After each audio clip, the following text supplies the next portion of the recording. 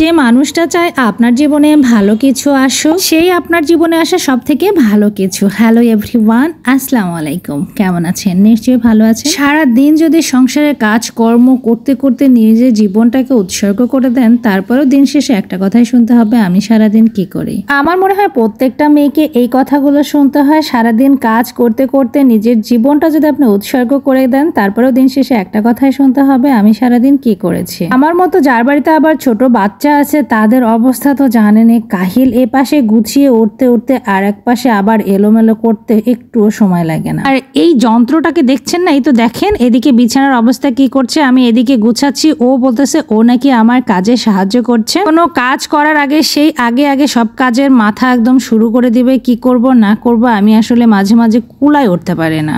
1 ঘন্টার কাজ কিভাবে 5 মিনিটের মধ্যে এলোমেলো করতে হয়, আমার এইরকম একটা ছেলে যদি আপনাদের বাড়িতে থাকে হয়তো বা আপনারা বুঝতে পারতেন। আমার মনে হয় যে আপুদের বাসায় এইরকম ছোট একটা বাচ্চা আছে, তাদের বাসার অবস্থা কিন্তু সবসময় এরকম থাকে। আবার কিছু কিছু মানুষ বলে যে না, আমার বাসায় ছোট বাচ্চা থাকলেও আমি সব সময় গুছিয়ে এবং পরিষ্কার না থাকলে থাকতে পারি না। হঠাৎ করে গতকাল বিকালবেলা একটা ভাবির বাসায় গিয়েছিলাম না বলে, সে সবসময় গল্প করে যে তার নাকি সবসময় পরিষ্কার পরিচ্ছন্ন না থাকলে একদমই থাকতে পারে না, ঈদ খিত লাগে। বাবা, আমাদের আবার এত ঈদ খিত নাই, কারণ বাচ্চারা তো নোংরা করবে, যেহেতু ছোট মানুষ তাদের তো এইটাই কাজ, তাই না? তো ঘরে গিয়ে দেখে আমার অবস্থা আর তার অবস্থা কি আর বলবো, তার তো আর মুখের ভাষা নাই। হঠাৎ করে আমরা কেন গেলাম, বেডরুম, রান্নাঘর, ডাইনিং স্পেস এসবের কথা না হয় বাদে দিলাম, শুধুমাত্র ড্রয়িং রুমের অবস্থার কথা বলি। মনে হয় সোফার উপরে বসে ভাত খেয়েছে, সেই ভাতের প্লেটের পানিটুকু ওই টি টেবিল থেকে সরানো হয়নি,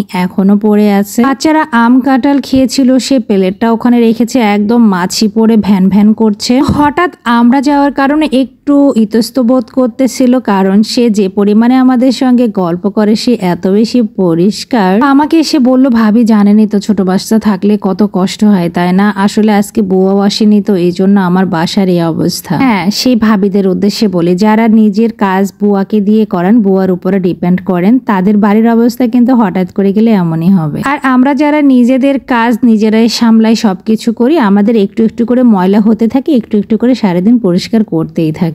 এতে করে কি হয় জানেন, বাচ্চারাও কিন্তু মা বাবার দেখে দেখি তারা কাজ শিখে। আমি যখন ঘর মুছি বা কোনো কিছু করি, আমার ছেলে পারুক বা না পারুক, সে কিন্তু চেষ্টা করে। আমি আমার মেয়েকে দিয়ে ঘরও মুছিয়ে নেই, রান্না করে নেই, প্লেট মেজে নেই, সবকিছু করে নেই, কারণ একটা সময় তার একটা সংসার হবে, তাকে তো কাজগুলো শিখে নিতে হবে, তাই না? সংসারের কথা বাদে দিলাম, স্কুলেও তো এগুলো পড়াশোনা, তাই বা বাদ যাবে কেন, তাই না? তবে আলহামদুলিল্লাহ আমার মেয়ে এখন রান্না বান্না থেকে শুরু করে সবকিছু মোটামুটি সুন্দর মতো শিখে গেছে। আমার এই ছেলের কথা বলছেন, আমার ছেলে কিন্তু কাজ পাগল, সে যে কোনো কাজ দেখলে আগে আগে করবে। আর তার এই গাড়িটা যে সারাদিন কতবার মুছবে, কি আর বলবো। বাচ্চাদের গাড়ি তুলনামূলক কিন্তু ময়লা থাকে, কিন্তু আমার ছেলের গাড়িতে কিন্তু কখনোই আপনারা ময়লা পাবেন না, কারণ সে সারাক্ষণ নিজের গাড়িটাকে একদম টিপটাপ নতুন করে রাখে। তো আজকের ভিডিওটা কেমন লাগলো কমেন্ট করে জানাতে ভুলবেন না। সবাই ভালো থাকবে।